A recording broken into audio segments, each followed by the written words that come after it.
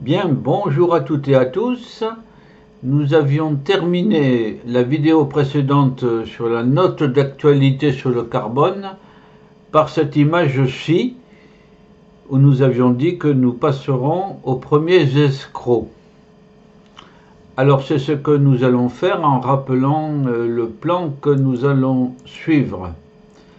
Donc pour les premiers escrocs, nous allons parler de l'escroquerie, de la fermeture du marché carbone car il y a eu un casse, et des difficultés du contrôle.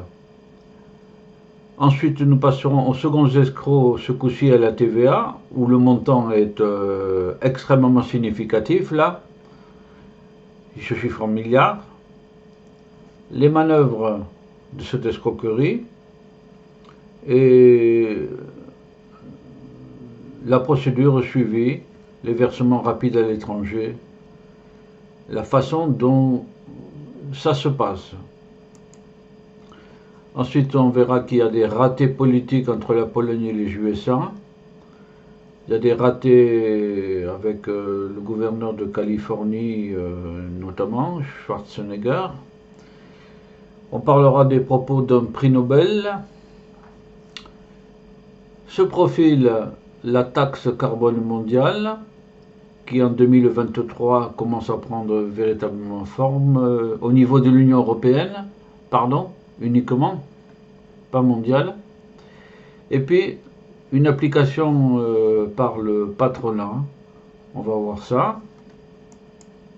Et enfin, les limites à cette politique qui sont de conserver les arbres, avant tout, et d'autre part, pour la France, d'être non polluante.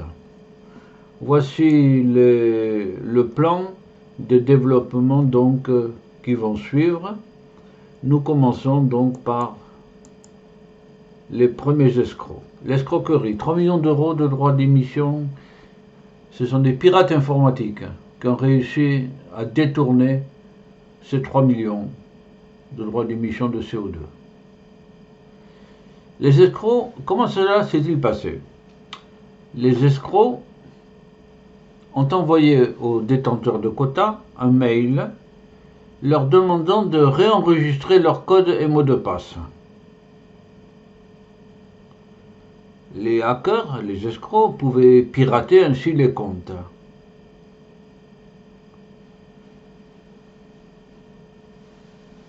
« 250 000 certificats d'une valeur de 12 € ont été volés.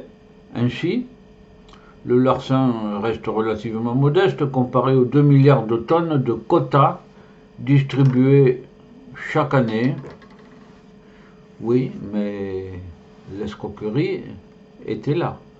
3 millions d'euros quand même, c'est quelque chose. La Commission européenne a fermé le marché carbone le 19 janvier 2011 après la constatation du piratage informatique de hackers provenant de Roumanie notamment, qui ont volé 28 millions d'euros. C'est un cash sans précédent parce que 28 millions d'euros, ce n'est pas les 3 millions de tout à l'heure. En Roumanie, c'est un village dans lequel ce sont de jeunes gens qui roulent en Mercedes, etc. Vous voyez le style. Des jeunes gens qui sont de petits génies dans la technique des hackers.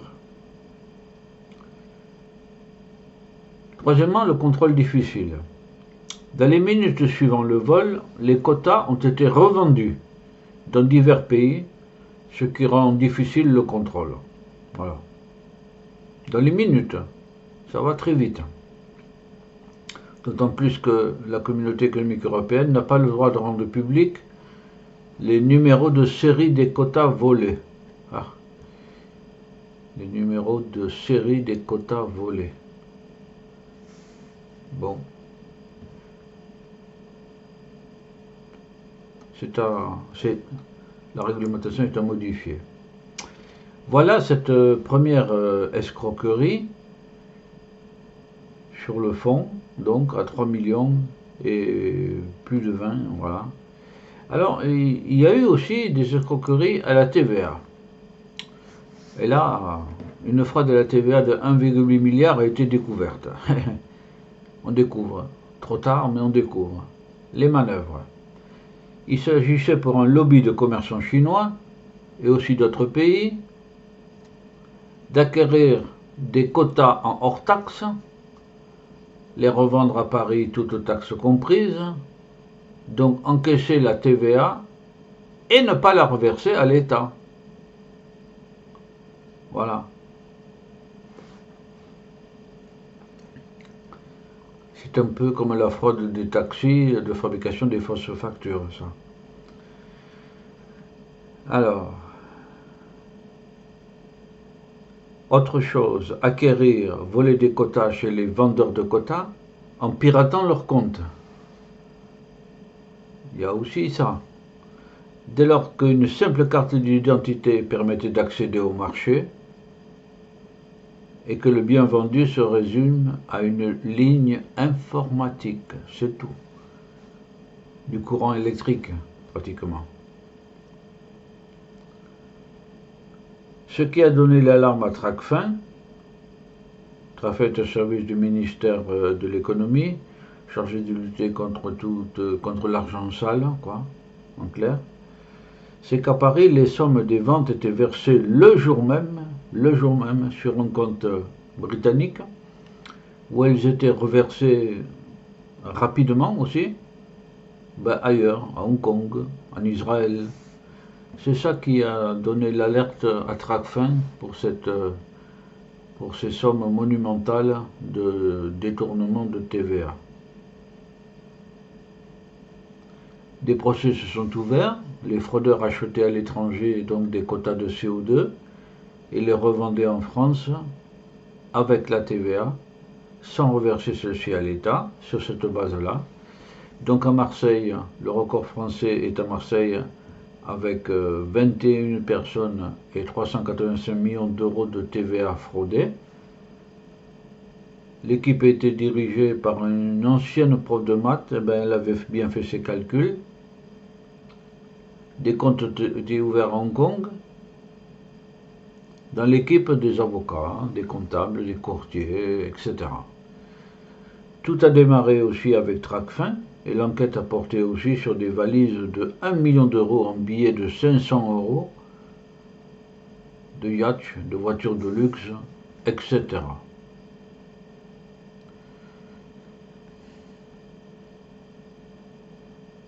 Bref,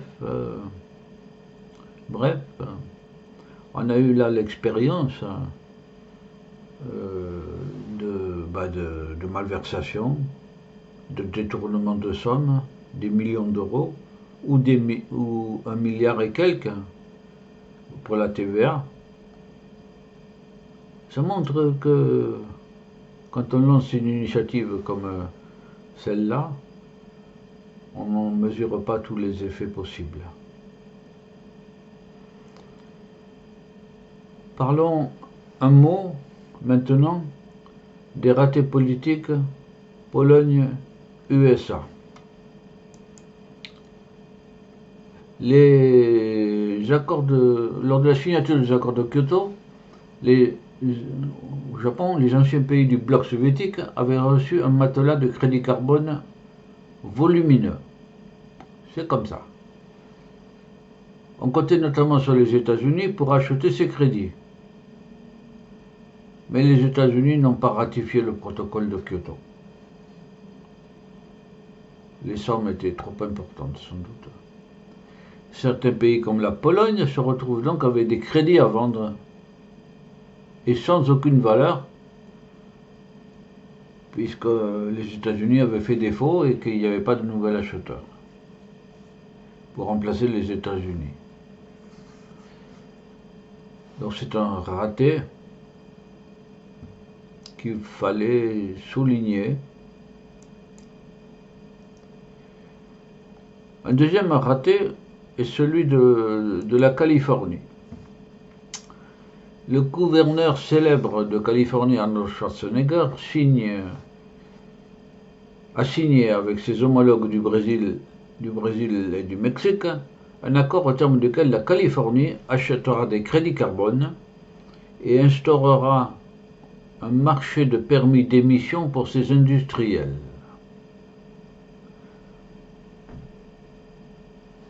Cet accord montrerait qu'il est possible de protéger les forêts, même en l'absence de loi nationale. Bon. Mais le fait qu'un pays protège sa forêt et encaisse des crédits carbone peut provoquer alors une pénurie de bois qui l'entraîne à des achats de bois aux États riverains et une déforestation chez ces derniers. Tel a été le cas du Vietnam vis-à-vis du Cambodge, du Laos, etc. Voici Arnold Schwarzenegger, grand homme politique, et d'abord culturiste. Voilà. Oui, comme quoi, là, une politique d'achat de crédit carbone peut entraîner une déforestation massive, importante, disons, sur des États riverains qui n'ont pas le même système.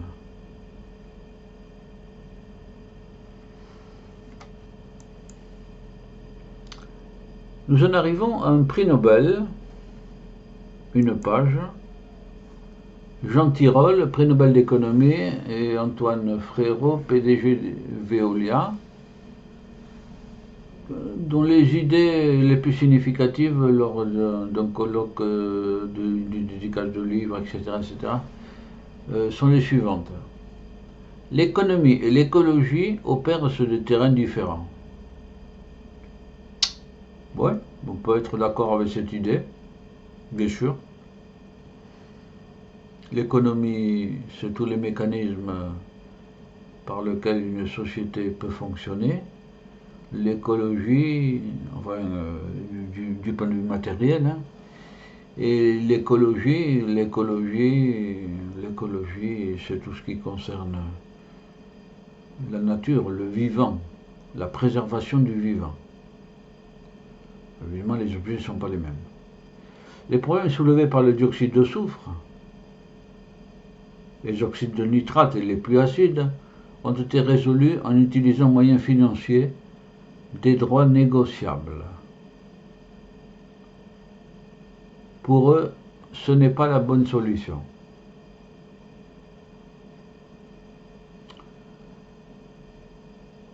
Leur suggestion est qu'il faudrait taxer ce qui rentre dans l'Union européenne en fonction de la trace carbone liée à la production de ce qui rentre et du transport aussi. Eh ben, grosso modo, c'est l'idée de la taxe carbone qui en 2023 a été profilée par l'Union européenne, dans ses grandes lignes donc. Jean Tirole, prix Nobel d'économie de Toulouse, je crois, et Antoine Frérot, à cette époque PDG de Veolia.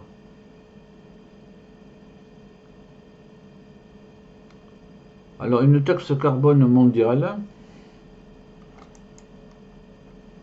là aussi une note, c'est Joseph Stiglitz, en 2015, économiste, qui avance l'idée suivante. Nous consommons des biens matériels, produits dans des pays sans aucune garantie, quant aux émissions de carbone. Il faudrait donc lever aux frontières une taxe au carbone. Voilà. Pour les inciter, ces pays, à prendre des mesures sur le carbone aussi. Et les importateurs aussi seraient évidemment, les importateurs seraient frappés par cette taxe. Voilà, Joseph Stiglitz.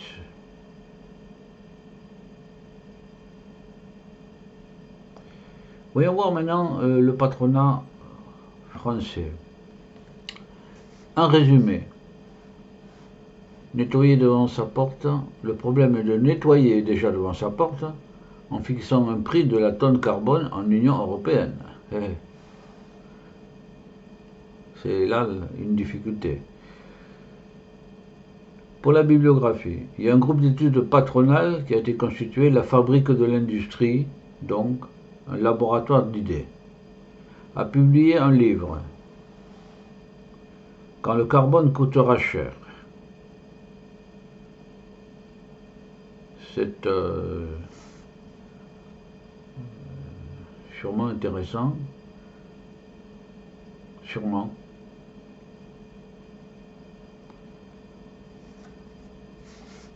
Doctrine. Donc, en termes de concurrence équitable entre les nations, les coûts carbone doivent être les mêmes pour tous. Les coûts carbone doivent être les mêmes pour tous. Les pays charbonniers comme la Pologne ou l'Est de l'Allemagne ont beaucoup à perdre à ce jeu-là, car leur économie est l'Est de l'Allemagne, l'Allemagne qui a renoncé à son nucléaire, a notamment remis en fonction ses mines charbonnières. Voilà. Bon. Détail pour la connaissance des structures. Il existe une union des industries et métiers de la métallurgie, qui est un groupe qui, comme tout représentant d'un secteur, est un groupe de pression, un lobby. Et puis il y a aussi France Industrie, tout court. Voilà. Pour ceux qui veulent connaître un peu plus. Donc, des limites. Il s'agit de conserver les arbres. La forêt, c'est la star de la compensation carbone quand même. Application. Air France compense les émissions de CO2 de ses vols intérieurs par des actions de protection des forêts. Dans le ferroviaire, Eurostat plante un arbre par traversée de la Manche, par exemple. C'est un peu symbolique, mais le prince Charles aussi avait lancé toute une action qui lui a survécu pour la conservation des forêts. Alors aussi, il faut noter que produire des grandes quantités de granulés de bois pose des problèmes écologiques par la destruction aussi des forêts qui passent en granulés. Il y a des chênes qui pourraient donner du bois d'œuvre qui sont transformés en granulés. C'est absolument pas normal. Ensuite, à des températures élevées, les forêts ne stockent plus le carbone mais le libèrent. Plus la température s'élève, plus le carbone est libéré. Bon, il y a plein on l'a vu tout à l'heure, toutes ces données scientifiques. Ensuite, les arbres plantés mettent plusieurs dizaines d'années à séquestrer le carbone.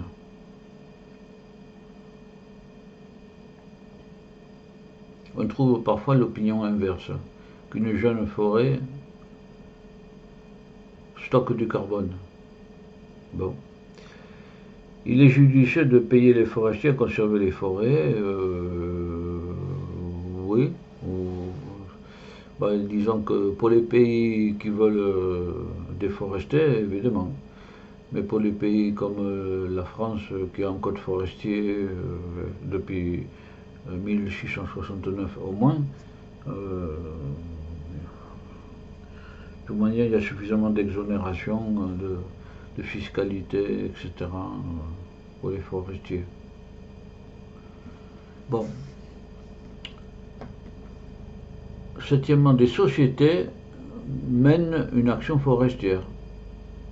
La BNP Paribas est active dans ce marché.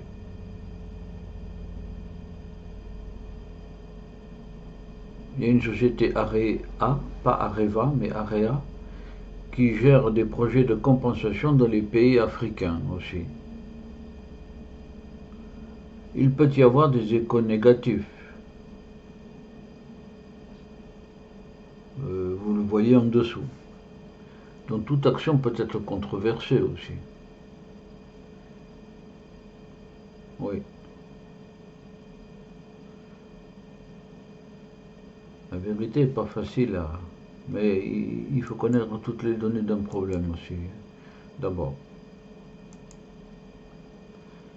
EcoAct, groupe français de conseil en carbone, dans les crédits carbone. Ah, ça manque pas d'opérateurs dès qu'un marché se forme pour informer les gens sur toutes les formalités qu'il faut faire. Voilà. Le conseil, les prestations de services.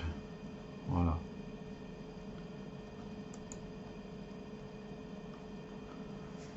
Ali 4, non pardon, All 4 Trees, association d'acteurs ou de citoyens.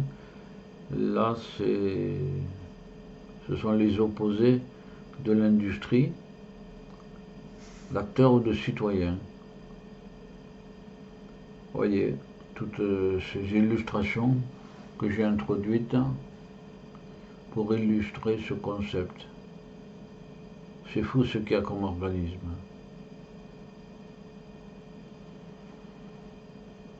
Enfin, une France non polluante. On peut dire sur ce point unique que nous avons en France des puits de carbone naturels, les forêts, les prairies, les sols agricoles, les zones humides, 3 points de suspension. Mais il faut faire attention parce que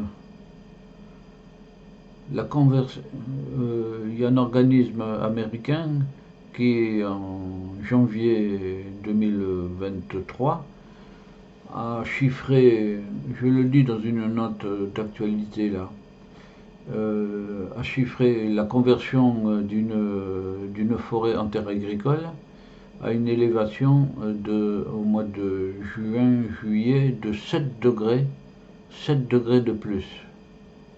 Alors à cette occasion, moi je me permettais de poser la question. La conversion d'une forêt ou d'un champ agricole en zone urbanisée, avec le goudron, avec les briques, avec le béton et tout ça, quel est le pourcentage d'élévation de la température? C'est sûrement le double.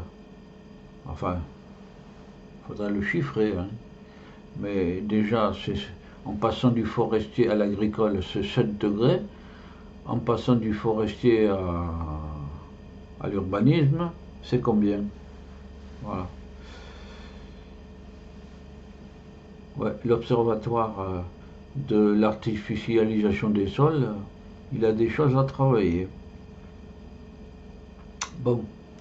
Ensuite, diminuer l'urbanisation des sols. La construction des sols diminue la capacité de stockage de carbone, bien sûr. Ensuite, désengager les métropoles par le repli dans les communes moyennes ou petites. Ça, ce serait une excellente chose, et pas uniquement écologique, mais sociale aussi, et puis de santé tout court aussi. Ensuite, planter des arbres, bien sûr. Diminuer les vols d'avions, mais il n'y a pas que diminuer les avions. Il faudrait diminuer la circulation des voitures qui polluent énormément par les particules fines et ultra fines. Sans compter toutes les machines des espaces publics qui tondent les pâquerettes, ou autres fleurs bien sûr, au préjudice des abeilles, des bourdons, etc. On a un système qui est complètement aberrant de pollution en tout genre. Voilà. Nous avons donc en moins d'une demi-heure pour cette seconde vidéo sur le carbone. Fini le carbone, nous n'allons pas passer aux déchets. Ça, c'est une vue du site de culturesociétale.com. Voilà. Pour ceux qui veulent connaître les déchets, il n'y a qu'à aller sur le site. Voilà. Et télécharger. Donc, nous avons vu dans cette note d'actualité sur la question du carbone, avec la note d'actualité, la taxe sur le carbone et puis d'autre part la seconde note que l'on a introduite, sur le colza notamment, et l'huile de palme. Bon. Nous rappelons simplement que la présente note d'actualité a été élaborée à partir de deux sources. L'immense fonds documentaire du site et les deux notes dont je viens juste de parler. Je rappelle aussi que cela relève du module 4 écologie. Voilà. Et donc, devant cette vue plutôt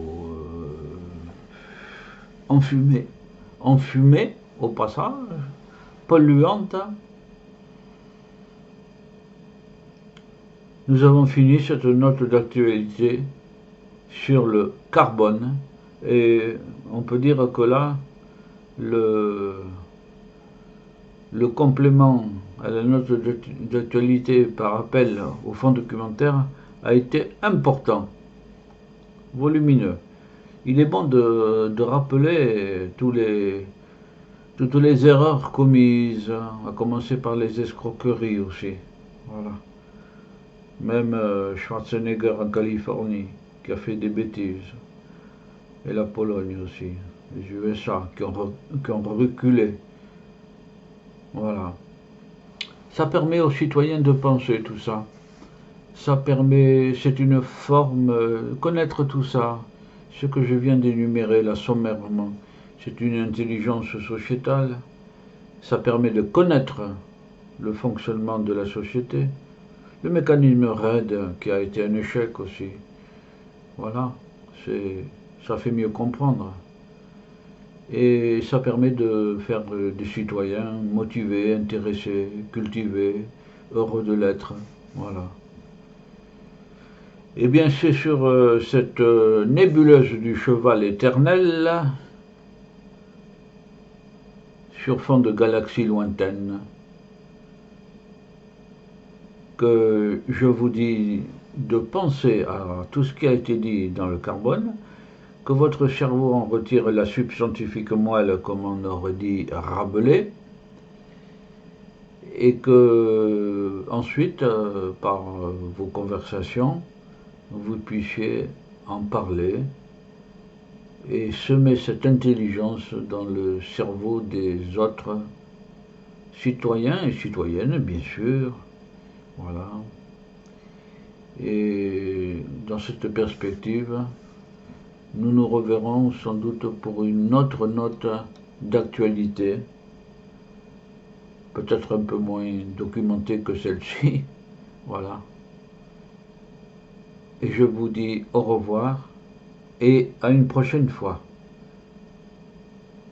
Au revoir à tous et à tous.